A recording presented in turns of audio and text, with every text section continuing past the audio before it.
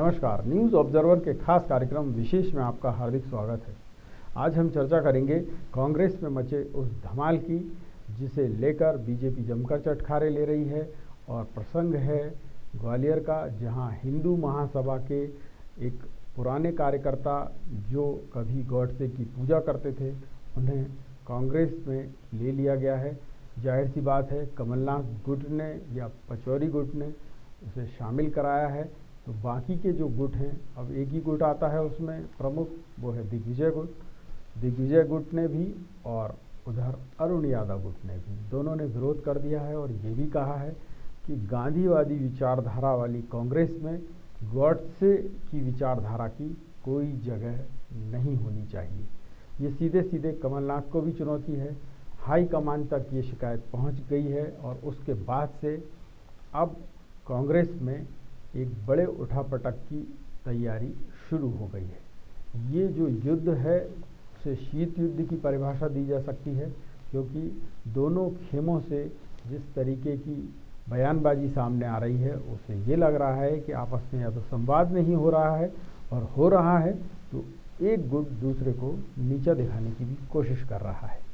आज इसी विषय पर चर्चा करेंगे और ये भी जानने की कोशिश करेंगे क्या बीजेपी में सब कुछ ठीक ठाक है, और अगर ठीक है तो वो किस तरह से कांग्रेस से इस जोर आजमाइश में लड़ने की तैयारी कर रही है।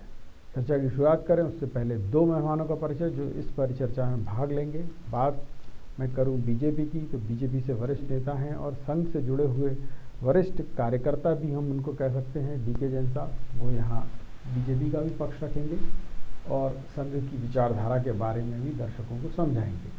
बात कांग्रेस की करें तो कांग्रेस से वरिष्ठ नेता हैं, नमस्कार, पुराने शहर से जुड़े हुए व्यक्ति हैं। कांग्रेस के जो पुराने कार्यकर्ता हैं उनके साथ साथ वो नए कार्यकर्ताओं का भी प्रतिनिधित्व करते हैं, तो ऐसे आनंद तारण भी कांग्रेस का पक्ष रखेंगे। आप दोनों मेहमानों का स्वागत। और सबसे पहला सवाल तारण जी आपसे, ये बाबूलाल चौरसिया कौन हैं और इन्हें कांग्रेस में शामिल क्यों किया गया है? देखिए प्रकाश जी, यदि अगर हमारी विचारधारा से प्रेरित होकर कोई व्यक्ति अपनी विचारधारा छोड़ता है और जो हमारे जहन में है कि वो कभी ना कभी कांग्रेस में थे पहले, और वो चुनाव के परिप्रेक्ष्य में दूसरी पार्टी में शामिल हुए, और अगर आज उन्होंने कांग्रेस एडाप्ट की है, और मैंने उनका समाचार पत्रों में भी पढ़ा है, उन्होंने बोला कि मैं धोखे में था, मुझे धोखे में दिए रखा गया और मेरी विचारधारा हमेशा कांग्रेस ही थी और मैं गॉडसे की विचारधारा का कहीं ना कहीं से हामी नहीं। दूसरा ये है कि गांधी जी का सिद्धांत है कि व्यक्ति से नहीं, उसकी विचारधारा से विरोध होनी चाहिए। जब व्यक्ति हमारे पास आ गया तो उसका स्वागत है। और मान लो कल को वो फिर से पलट जाए कि नहीं, क्योंकि आपने फोटो देखे होंगे गॉडसे की जो प्रतिमा स्थापित करने से लेके वहाँ पूजा अर्चना करने तक, और आपकी सरकार ने तो प्रकरण ही दर्ज किया था। ऐसा है प्रकाश जी, हाँ, देश काल परिस्थितियाँ हर चीज़ बदल देती हैं, और ये तो पाश्चात्य युग है, पंचम काल चल रहा है, हर आदमी की समय समय से विचारधाराएं बदलती रहती हैं।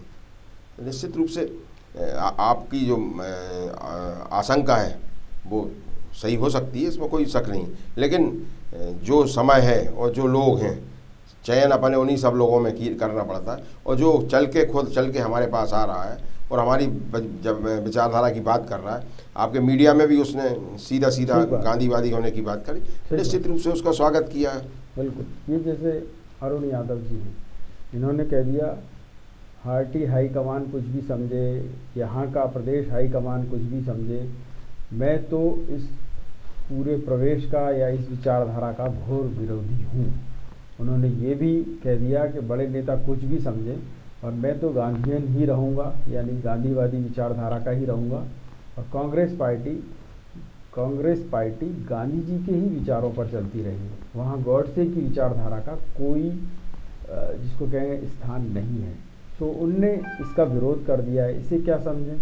नहीं, देखिए, अरुण यादव जी ने अगर विरोध किया है निश्चित रूप से उन्होंने ठीक बोला है, उन्होंने अपनी जगह बिल्कुल सही बोला है कि हम गांधीवादी लोग हैं, और निश्चित रूप से हम भी गांधीवादी लोग हैं। हमारी विचारधारा ही गांधीवादी, पूरी कांग्रेस पार्टी ही गांधीवादी विचारधारा पर चल रही, और न केवल कांग्रेस पार्टी अपितु आज जो गांधी जी के विरोधी थे या अपन गोडसे के हत्यारे लोगों के समर्थक थे, आज वो भी गांधी जी को मान रहे हैं। तो निश्चित रूप से बगैर गांधी के तो हिंदुस्तान में कल्पना नहीं की जा सकती। तो अगर आदरणीय यादव जी ने बोला है तो सब ठीक है। क्योंकि देखिए, अनेकता में एकता ही हमारी कांग्रेस की विचारधारा है। हर आदमी को अपनी बात रखने का अधिकार है, और उसमें मंथन भी होता है, और इसके बाद आगे की रणनीति भी तैयार होती है। कहीं कोई हम लोगों से भूल चूक हो जाती है तो उसको भी सुधारा जाता है। यहाँ एक और आपको डेवलपमेंट बता दें कि इधर अरुण यादव जी ने विरोध किया, उधर आज दिग्विजय सिंह जी ने भी एक कॉन्फ्रेंस की, और उन्होंने उनसे जब पूछा गया कि ये बाबूलाल चौरसिया जो हिंदू महासभा का था, गॉडसे की पूजा करता था, उसको शामिल कर लिया है कांग्रेस में, तो आपका क्या कहना है? तो उन्होंने कहा ये कौन है बाबूलाल चौरसिया? पहले तो ये कहा, फिर उसके बाद उन्होंने कहा कि मैं भी पक्का गांधीयन हूँ, और मैं गॉडसे की विचारधारा वाले लोगों को कांग्रेस में प्रवेश का बिल्कुल पक्षधर नहीं है। देखिए, ये तो बेबाक बात है, और दिग्विजय सिंह जी तो हमेशा से बिल्कुल गांधीयन ही रहे, और लगातार अभी पिछले वर्षों में हमने देखा है सोशल मीडिया पर, तो उनका जो गांधी दर्शन है, गांधी जी के साथ उनका खुद का फोटो बराबर आ रहा है, और गांधी जी के जो कोटेशन है उनके साथ उनका हमेशा वो चलता। निश्चित रूप से दिग्विजय सिंह जी तो बहुत बड़े राजनेता हैं, और उनकी सोच भी बहुत व्यापक है, और हमेशा से भारतीय जनता पार्टी के टारगेट पर रहते हैं। क्योंकि आरएसएस हो चाहे भारतीय जनता पार्टी हो, हमेशा वो मुखर विरोधी रहे हैं। तो निश्चित रूप से अगर दिग्विजय सिंह जी ने कोई बात बोली है तो वो कहीं ना कहीं सच की पराधीप है। लेकिन अगर बाबूलाल चौरसिया ने कांग्रेस ज्वाइन की है, उसने गांधी बात को ज्वाइन किया है, तो निश्चित रूप से दिग्विजय सिंह जी की बात सच साबित होती है कि भाई अगर वो गांधीवादी विचारधारा में आता है तो स्वागत है उसका। और दिग्विजय सिंह जी या अरुण यादव जी ने जो बात बोल दी है वो उसका सार भी यही है। ठीक है दिनेश जी, मैं आपसे जानना चाहूँगा कि ये जो कांग्रेस में द्वंद्व चल रहा है, ये आपकी ही एक अनुषांगिक संगठन को तो हम नहीं कहेंगे इसको, पर हाँ ये कि आपकी विचारधारा से प्रेरित होने वाला एक संगठन और उसका एक कार्यकर्ता वो कांग्रेस में जाता है, तो कांग्रेस के जो लोग हैं एक गुट उसका विरोध कर रहा है, दूसरा उसका समर्थन कर रहा है, क्या कहेंगे आप? नहीं, हमारी कोई अनुषांगिक संगठन को वो बाबूलाल मालवीय जी नहीं बिलोंग करते हैं। हमारे ये कह सकते हैं कि वो प्रखर हिंदुत्ववादी संगठन रहा है। जैसे वही मैं कह रहा हूँ, आपका अनुषांगिक नहीं है वो आपकी विचारधारा से प्रेरित एक संगठन। अब हमारी विचारधारा से प्रभावित तो शिवसेना भी रही है प्रकाश जी, लेकिन शिवसेना आज कांग्रेस के साथ हाथ मिलाई हुई है। तो ये तो कांग्रेस का अपने करनी और कथनी में उनका जो अंतर है, जो वैचारिक द्वंद्व है उनका अंतर्मन में, जो वो स्वार्थपरक राजनीति करते हैं या कहें कि सत्तापरक राजनीति करते हैं, उसमें चाहे भले देश का विरोध हो, देश का अहित हो, राष्ट्र का हित हो, समाज का हित हो, अपनी विचारधारा का हित हो, इसकी वो परवाह नहीं करते हैं। उनको परवाह तो आपके लोग भी नहीं करते। आपने देखा होगा भोपाल की सांसद हैं प्रज्ञा ठाकुर, उन्होंने गॉडसे को बहुत अच्छा बताया था, उन्होंने गांधी जी की इस चक्कर में आलोचना कर दी और गॉडसे को महान बता दिया। नहीं, बाद में पीएम मोदी ने उनको फटकार लगाई, तब उनने माफ़ी मांगी। नहीं देखिए, हम भारतीय जनता पार्टी हमेशा से हिंदू हितों के लिए लड़ता रहा है, इसमें कोई शक वाली बात नहीं है। हमने हमेशा हिंदू हितों के लिए लड़ाई लड़ी है, और एक समान स्तर पर सभी धर्मों को, सभी पंथों को, सभी मतों को देखा जाए, इसके लिए हमारा वैचारिक आधार रहा है। हमारा प्रयास यही रहा कि हिंदुत्व के साथ कोई अन्याय ना हो, कोई शोषण ना हो हिंदुओं का, मास लेवल पर धर्म परिवर्तन हमारे हिंदुओं का बहला फुसला के ना किया जाए। ये हमारे मेन सेंटर पॉइंट्स रहे हैं, और इस पर हम आज भी कायम हैं। गांधी जी की हत्या का जो स्पष्टीकरण गॉडसे ने उस समय की तत्कालीन अदालतों में उन्होंने जो अपना क्लैरिफिकेशन दिया, अपना स्पष्टीकरण दिया, उसमें उन्होंने साफ साफ कहा था कि गांधी जी चूँकि हिंदी हितों के और पाकिस्तान के फेवर में जा रहे थे, इसलिए उन्होंने गांधी जी की हत्या की। ऐसा गॉडसे जी ने लिखा है, अपनी आत्मकथा के अंदर लिखा है, जो Y I killed Mahatma Gandhi, ऐसा करके जो उन्होंने पुस्तक लिखी है, उसमें उन्होंने स्पष्ट कहा है कि चूंकि गांधी जी तत्कालीन पाकिस्तान के फेवर में हिंदू हितों के विरोध में जा रहे थे, इसलिए उन्होंने ये कदम उठाया। ठीक, तो और अब कांग्रेस का एक धड़ा ये भी कह रहा है कि आप अपने यहाँ से कुछ आत्मघाती लोग जो है कांग्रेस में फिट किए दे रहे हैं, पता चला वो वहाँ जाके फटें और कांग्रेस को भी ले फटें। नहीं, उसके लिए हमें वहाँ भेजने की जरूरत नहीं है। वहाँ तो पहले से ही इतने सारे आत्मघाती लोग, इतने आत्मघाती गुट मौजूद हैं कि वो आपस में लड़ लड़ के फटने को तैयार हैं। आप देख ही रहे हैं, अभी आपने स्वयं उल्लेख किया, और जो अलग अलग गुट हैं वो स्वयं आत्मघाती बने हुए हैं और एक दूसरे को, जो एक भवन कांग्रेस का गिरा हुआ है वो उसी की बल्लियां उठा उठा के एक दूसरे को मार रहे हैं। गिरे हुए भवन को वापस खड़ा करने का प्रयास नहीं कर रहे हैं, उस ध्वस्त भवन की बल्लियों से। पर लोगों को शक इसलिए जा रहा है कि आज से मतलब ये तो अभी एक दिन पहले ही व्यक्ति आया है, पर सवाल ये है कि उससे पहले तो वो आपकी ही विचारधारा से प्रेरित एक संगठन को चला रहा था, आपने कभी भी उसका विरोध नहीं किया। नहीं, देखिए, हमने सावरकर जी का हमेशा समर्थन किया, कांग्रेस ने हमेशा सावरकर जी का और गोडसे जी का विरोध किया। वह व्यक्ति जो गोडसे जी का मंदिर बनवाता है ग्वालियर में और गोडसे की मूर्ति स्थापित करता है, गोडसे की पूजा करता है, और कांग्रेस ने उस समय जुलूस निकाला, बाबूलाल मालवीय को गिरफ्तार किया जाए, उसके खिलाफ केस चला जाए, कांग्रेस ने, पार्टी ने आंदोलन किए उस शख्स के खिलाफ। आज बाबूलाल चौरसिया है, हाँ जी, बाबूलाल चौरसिया जी के खिलाफ। तो आज जो है वो उसी आदमी को उन्होंने एक महज एक पार्षद की सीट का लालच, स्थानीय निकाय के चुनाव में किसी तरह ग्वालियर में वो कुछ अपने आप को सफल कर सके, इस प्रयास में उन्होंने वो उस सिद्धांत से समझौता कर लिया। ये तो वो कह भी तो रहे हैं तारण जी के अपराध से घृणा करिए, अपराधी से नहीं, लेकिन वो अपोलोजाइज कहाँ कर रहे हैं? वो तो अपने गॉड से पूजा के लिए उन्होंने उस बात का खंडन भी नहीं किया है बाबूलाल जी ने। उन्होंने कभी भी ये नहीं कहा कि मैंने जो पहले किया वो गलत किया। उन्होंने कहा कि मैं तो इसीलिए तो घर वापसी हो गई मेरी। ये कहीं ऐसा नहीं हो कि मतलब आप ही ने कहीं प्रोजेक्ट कर दिया हो, वहाँ पर फिट कर दिया हो एक आत्मघाती बम, पता चला कांग्रेस तो आपकी नहीं, हमें आत्मघाती बम पोस्ट करने की कोई जरूरत नहीं है। ऑलरेडी वहाँ इतने आत्मघाती बम है कि वो फटना उनका तय है एक दिन। बताइए साहब तारण जी, ये जो व्यक्ति आए हैं ये वाकई स्वेच्छा से आ गए हैं? कहीं ऐसा तो नहीं किसी षड्यंत्र के तहत आपके यहाँ आत्मघाती बम बन के फिट हो जाएं और बाद में फट पड़े तो पता चला कांग्रेस गई काम से? देखिए प्रकाश जी, कांग्रेस को तो नरेंद्र मोदी और अमित शाह ने पहले ही बोल दिया था कि कांग्रेस मुक्त भारत। तो अभी तो स्थिति धीरे धीरे कांग्रेस बहुत अच्छी स्थिति में आती जा रही है। अब लेकिन सुनिए तो हाँ। लेकिन आज जो जिस तरह से किसान परेशान है पूरे देश का, महंगाई चरम सीमा पे है, और भारतीय जनता पार्टी अपने आप को मालामाल कर रही है, कह रही है कहीं कोई दिक्कत ही नहीं, सब प्रसन्न है। तो ऐसे युग में अगर बाबूलाल मालवीय चौरसिया, बाबूलाल चौरसिया अगर कांग्रेस का दामन थामते और उन्होंने बोला कि मुझे धोखे में रखा गया था, मुझसे गलती हुई है और मैं गांधीवादी हूँ, कांग्रेस में था और कांग्रेस में इसलिए ही वापस आया हूँ कि मेरे कहीं ना कहीं गलती की गई।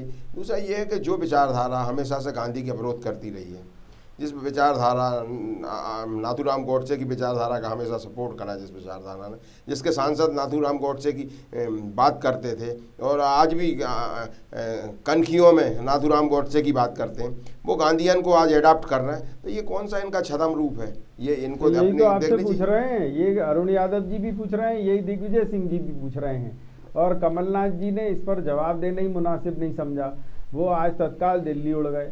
अब सवाल ये है कि कांग्रेस के अध्यक्ष हैं वो, प्रदेश के नेता प्रतिपक्ष भी वही हैं, तो जवाब तो कांग्रेस का मुखिया ही देगा। अगर दिग्विजय सिंह जी जैसा बड़ा नेता, कद्दावर नेता जो 10 साल मध्य प्रदेश का मुख्यमंत्री रहा हो, वो कोई बात उठा रहा है तो क्लैरिफिकेशन आना चाहिए कि नहीं भाई इसको निकाल बाहर करो, या फिर रिग्रेट करें, खेद व्यक्त करें, कुछ तो करें। देखिए, हाँ, ये एक छोटी सी बात के लिए हम दिग्विजय सिंह जी और कमलनाथ जी को आमने सामने खड़ा करते हैं, ये तो कहीं से कहीं तक तो आमने सामने तो खड़े हो ही गए हो। तो भैया जैन साहब शांति तो रखो जी। तारण जी, दिग्विजय सिंह जी और कमलनाथ जी एक ही सिक्के के दो पहलू हैं। वो बड़े भाई हैं, ये छोटे भाई। मतलब उन्होंने उनकी सहमति से किया ये। लेकिन अपनी बात करने का अधिकार कांग्रेस में हर किसी को है, हर व्यक्ति अपनी बात रख सकता है, सहमति असहमति हो सकती है, लेकिन इसके बाद भी कांग्रेस मजबूत है। भारतीय जनता पार्टी नहीं है ये कि यहाँ बोलने का केवल दो, हम दो और हमारे दो, इसके अलावा कोई मामला ही नहीं है कि दो अमित शाह और नरेंद्र मोदी और अडानी और अंबानी, इसके अलावा पांचवे का कोई स्थान नहीं है। बाकी तो सब पेंडलुम है भारतीय जनता पार्टी में, मगर कांग्रेस में ये सब नहीं है। कांग्रेस के अंदर हर व्यक्ति को अपनी बात कहने का अधिकार है, उसे बोलने का अधिकार है, और इसके बाद सहमति बनाने का अधिकार है हम लोगों का। और अगर कोई व्यक्ति अपनी अपनी विचारधारा त्याग कर और वो बोल रहा है कि मेरे से गलती हो गई, मुझे धोखे में रखा है, मेरे से गलत करवाया, कांग्रेस में ही था, कांग्रेस में अरे भाई आपको तकलीफ क्यों हो रही है जब आपसे कोई संबंध नहीं है? जब आप सुनिए तो आप जब आपको तकलीफ नहीं है तो फिर आप शांति से सुने तो, अरे सुने तो भाई शांति से, मैं तो आपकी बात को बहुत गंभीरता से सुन रहा था, शांति तो रखें। आप सत्ता में है आपकी पार्टी और इतने विचलित हो रहे हैं आप, समझ से परे है मेरे को भाई। बात कांग्रेस की हो रही है, बात हो रही है उसकी बाबूलाल जी की हो रही है, तो निश्चित रूप से अरे सुनिए तो भैया क्या कारण है कि वो उस विचारधारा को त्याग कर वापस अपनी मूल विचारधारा में आ गया।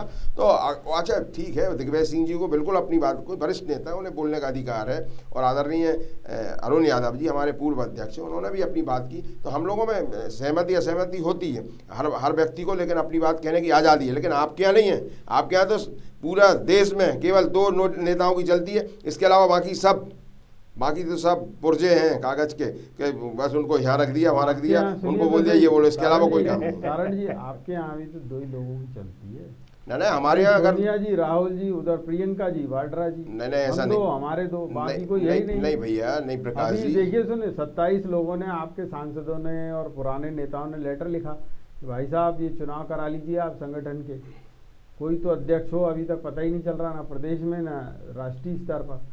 तो पता चला उनमें से आधे से लोगों को इस बार कार्यकारिणी से ही बाहर कर दिया।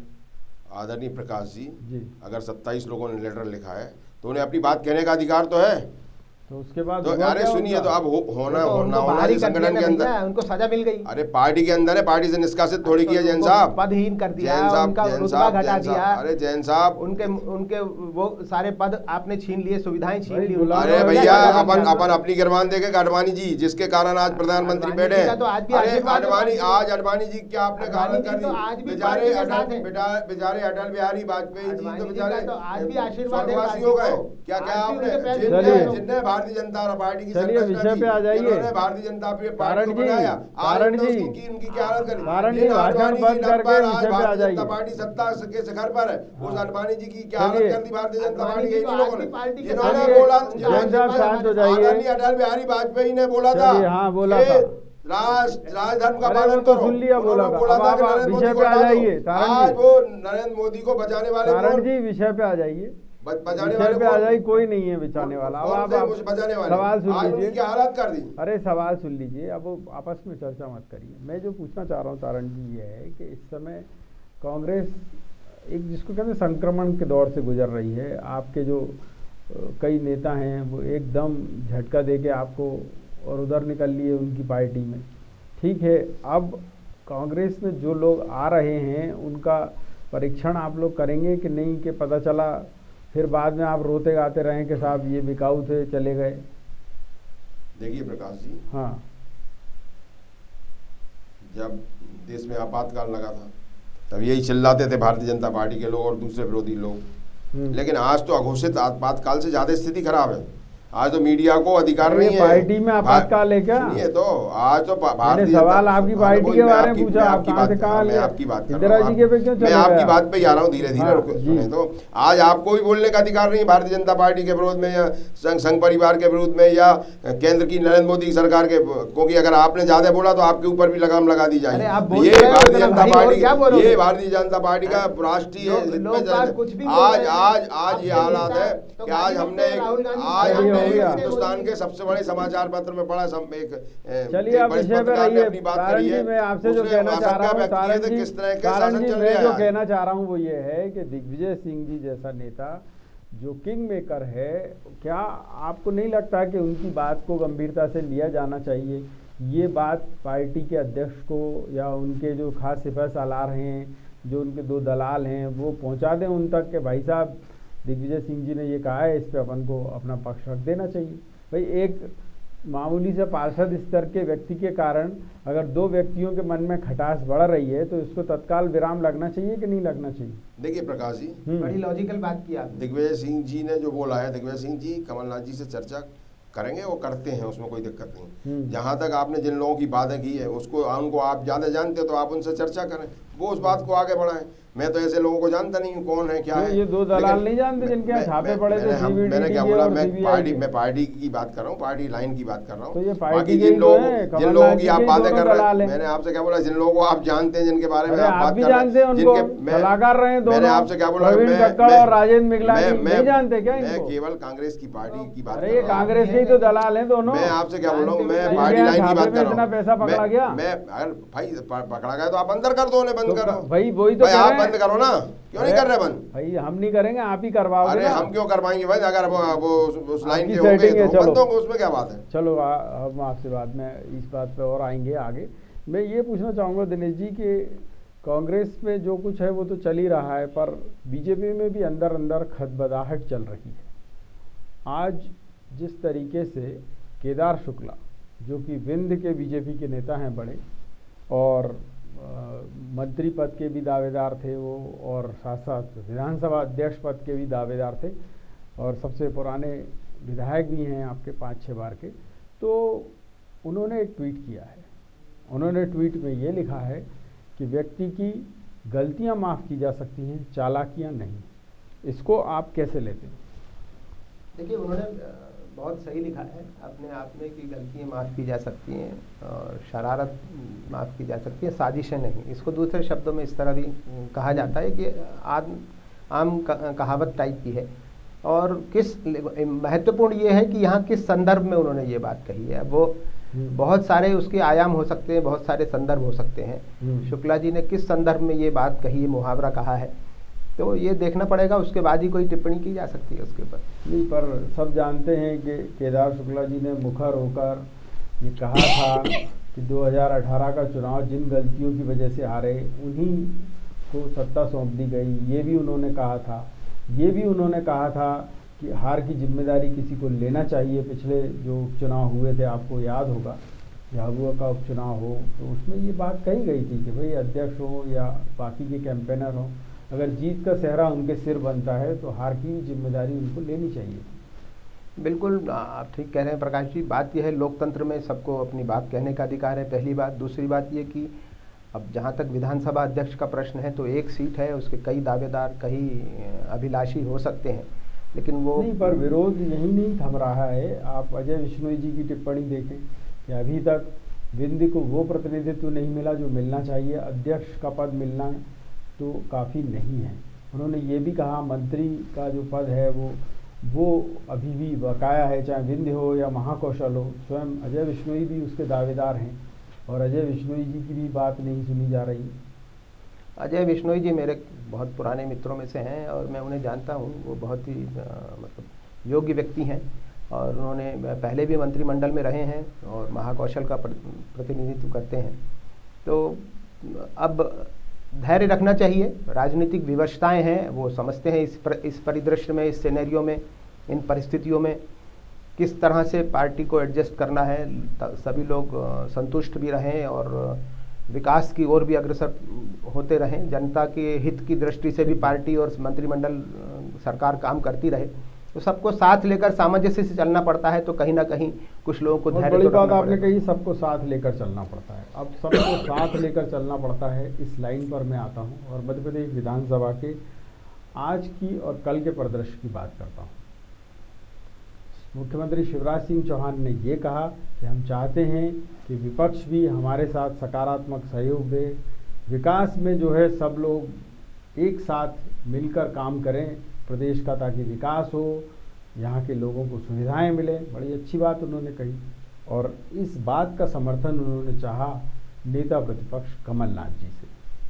तारण जी, अगला सवाल आपसे ये कि जब सदन में जो दृश्य देखने को मिले उसमें एक दो बार ऐसा भी मौका आ गया जिसमें आज खुद कमलनाथ जी ने ही अपने ही दल के सदस्यों को, यानी विपक्षी सदस्यों को ही शिवराज जी के भाषण में टोक कर बैठा दिया कि नहीं, शिवराज जी का भाषण पूरा होना चाहिए, उसमें कोई टोका टाकी नहीं चलेगी।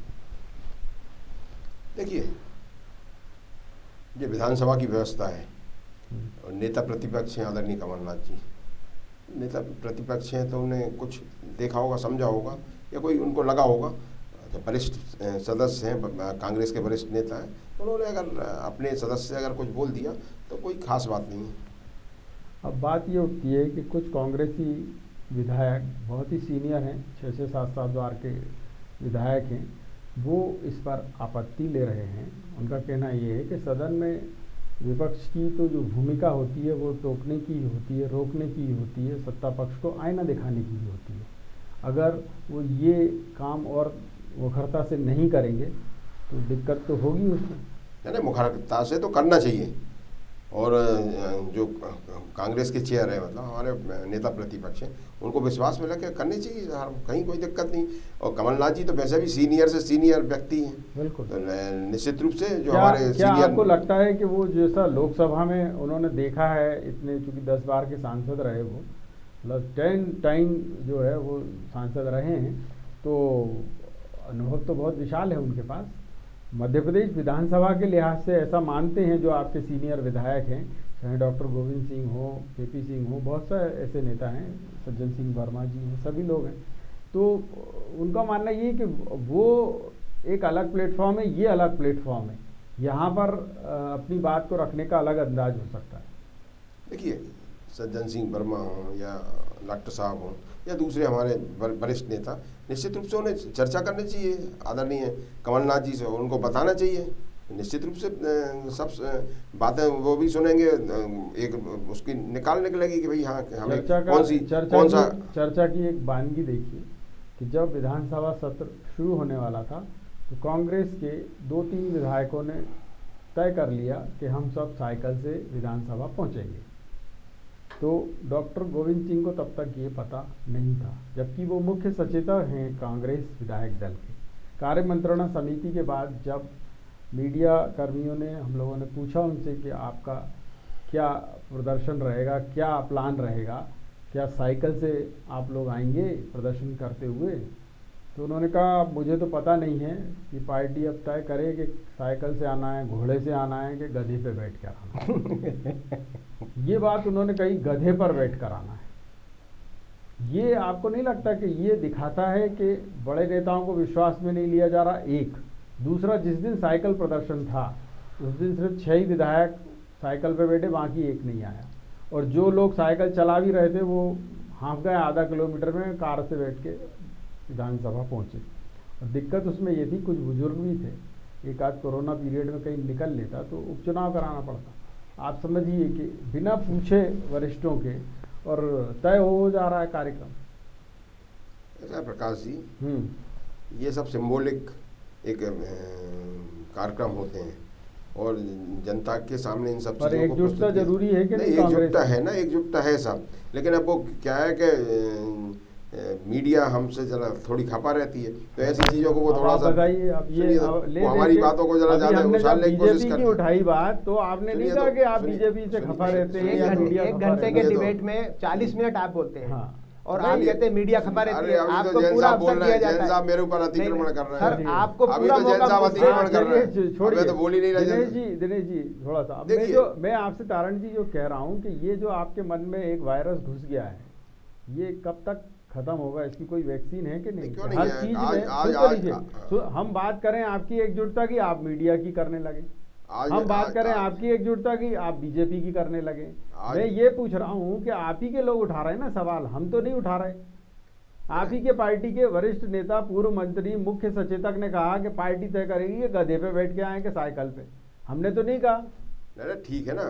तो आप ये बताइए कि ये उनकी खींच थी या उन्होंने सहज भाव में कहा कि नहीं गधे पे भी बैठ के आ सकते हैं? सही बोला उन्होंने, कोई जो सरकार चलाने का तरीका है वो उससे भी गाय बीता, गधे से भी गाय बीता है कि आज चलाने का तरीका अलग है, ये संगठन चलाने का तरीका। सरकार के विरोधी हो रहा है ना, ये संगठन के विरोधी हो रहा है। वही तो कह रहे हैं, ये संगठन चलाने का तरीका है कि पता ही नहीं चल रहा वरिष्ठ नेताओं को। ये बात हो रही है आज पूरे मध्य प्रदेश में चारों तरफ अराजकता का माहौल है। 2 मिनट रुक, चारों तरफ अराजकता का माहौल है। अब मैं तारण जी अंतिम सवाल आपसे तर्क सहित पूछना चाहूंगा। आप जैसे पुराने विद्वान नेता से एक असहमति या एक घटना मैंने आपको बता दी, आप उसमें कह सकते हैं कि हो सकता है डॉक्टर गोविंद सिंह को नहीं पता हो, हैं मुख्य सचेतक हालांकि कांग्रेस विधायक दल के, पर उनको नहीं लिया गया होगा विश्वास में, या मान लीजिए उनने नहीं ध्यान दिया होगा, ऐसा भी हो सकता है, ठीक है, मैं अपने मन से अज्यूम कर रहा हूँ। पर मुझे ये बताइए, क्या दिग्विजय सिंह जी को, अरुण यादव जी को बाबूलाल चौरसिया के बारे में बताया नहीं गया, या फिर उन्होंने कोई बात कही तो उसको सुनना नहीं है, जैसा कि डॉक्टर गोविंद सिंह ने कहा? देखिए क्या है प्रकाश जी के, कमलनाथ जी वरिष्ठतम व्यक्ति हैं और उनके पास टाइम नहीं है, और उनने अगर कोई निर्णय ले लिया है तो वो सबको मान्य होता है। ये अलग बात है कि हमारे नेताओं को उस मामले में विश्वास में नहीं लिया हो, लेकिन कमलनाथ जी हमारे पार्टी के अध्यक्ष, बहुत अच्छी बात है, मैं कह रहा हूँ बहुत सीनियर हैं और हम सब प्रदेशवासियों को गर्व है, सुन लीजिए, हम सब प्रदेशवासियों को गर्व है। पर आपको नहीं लगता कि जब पार्टी के दो बड़े लोग, एक पूर्व मुख्यमंत्री, एक आपका पूर्व अध्यक्ष, दोनों लोग बात उठा रहे हैं, तो इस बात पे विचार तो होना ही चाहिए था तत्काल? नहीं, क्यों नहीं होगा? अगर अब उन्होंने अपनी बात रखी है तो कमलनाथ जी उस बात को गंभीरता के साथ सुनेंगे। अगर डॉक्टर गोविंद सिंह ने भी रखी, अच्छा गोविंद सिंह जी तो बहुत हमारे सरल हैं, बहुत सरल व्यक्ति हैं और अपनी बात को बहुत बेबाकी से बोल देते हैं वो, ये उनमें बहुत सरलता है, बहुत बुद्धिजीवी हैं, पढ़े लिखे भी हैं। चलिए, मेरे पास चर्चा का इतना ही समय था। आप दोनों मेहमानों का बहुत बहुत धन्यवाद और आभार। बात हम कांग्रेस की करें तो निसंदेह गुटबाजी तो है और गुटबाजी ही कांग्रेस की यूएसपी भी है, परंतु सवाल ये उठता है कि अगर गॉडसेवादी विचारधारा के लोग कांग्रेस में आ रहे हैं तो कहीं ना कहीं कांग्रेसियों के दिल में दर्द होना, और वो भी सच्चे कांग्रेसियों के दिल में दर्द होना तो लाजमी है। ऐसे में दिग्विजय सिंह जी भी सवाल उठाएंगे, अरुण यादव भी उठाएंगे, और वो तमाम लाखों लाख कार्यकर्ता भी जो वर्षों से गांधी जी की विचारधारा को आगे बढ़ा रहे हैं। ये उनके लिए एक झटका तो है ही, पर सवाल ये भी उठता है क्या प्रदेश नेतृत्व या हाईकमान इन सब चीज़ों पर गौर करने को तैयार है? क्या वो ये कहने को तैयार है कि ये सब गलत है? न्यूज़ ऑब्जर्वर के खास कार्यक्रम विशेष में इतना ही, लेकिन यहाँ बेबाक खबरें जारी रही। आप देखते रहिए न्यूज़ ऑब्जर्वर यानी सिर्फ खबर।